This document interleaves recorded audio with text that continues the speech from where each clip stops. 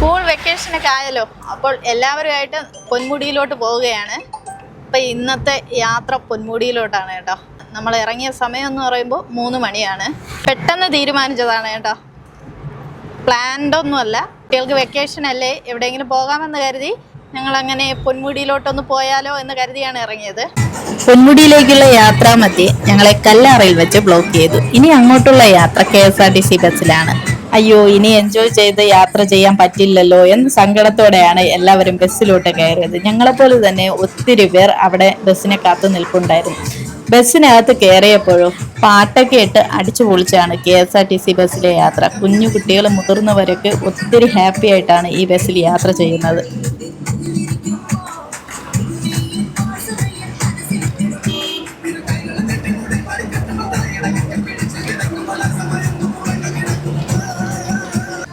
നമ്മൾ സ്വന്തം വാഹനത്തിൽ പോകുന്നതിനേക്കാളും എൻജോയ് ചെയ്താണ് യാത്ര ചെയ്തത്.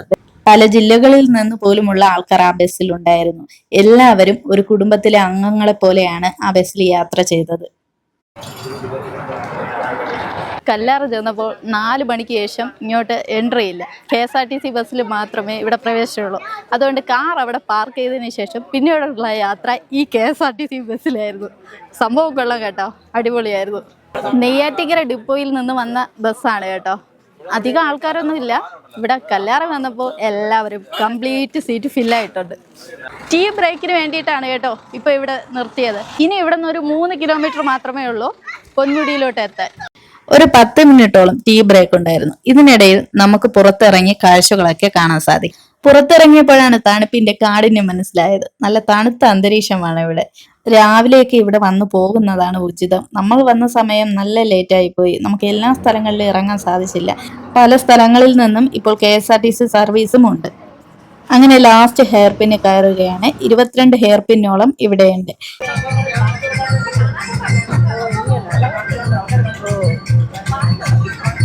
അല്ല, അത് കിട്ടും.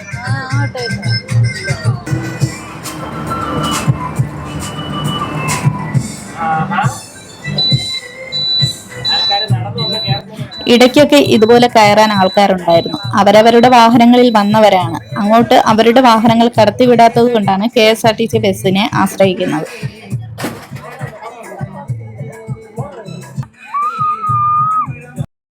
കുഞ്ഞുങ്ങളെല്ലാം ഒത്തിരി സന്തോഷത്തിലാണ്.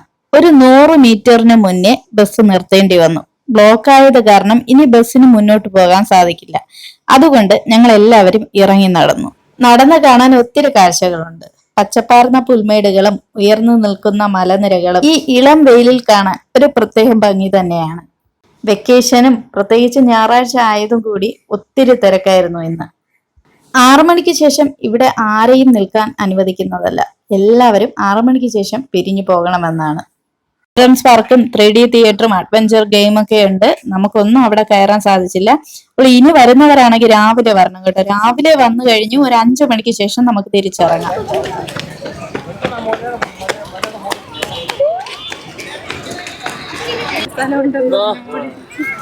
ചൂട് കട്ടൻ ചായ വേറെ ഗ്ലാസ് കൊണ്ടുവന്നില്ലേ?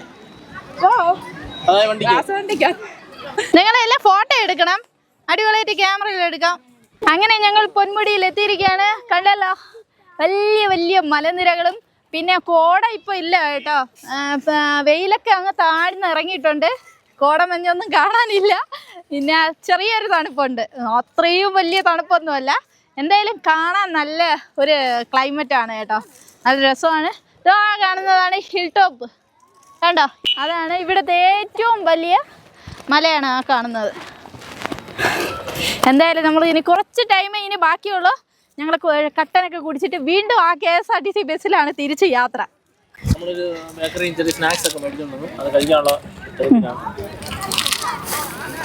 ആവശ്യമുള്ളവർക്കൊക്കെ എടുക്കാം. ക്ലാസ് ഉണ്ടോന്നില്ലേ?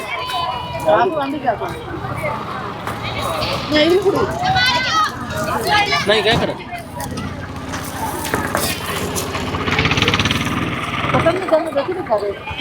ഡിസംബർ മാസം ഇവിടെ നല്ല തിരക്കാണ്. ഒത്തിരി, ഏകദേശം ഒരു 2000-ഓളം വണ്ടികളാണ് ഇവിടെ പാർക്ക് ചെയ്തിരിക്കുന്നത്. അങ്ങനെ പെട്ടെന്നൊരു പൊന്മുടി യാത്രയും പെട്ടെന്നൊരു കാഴ്ചയൊക്കെ കണ്ടിട്ട് തിരിച്ച് അതേ ബസ്സിൽ തന്നെ നമ്മൾ യാത്രയായി.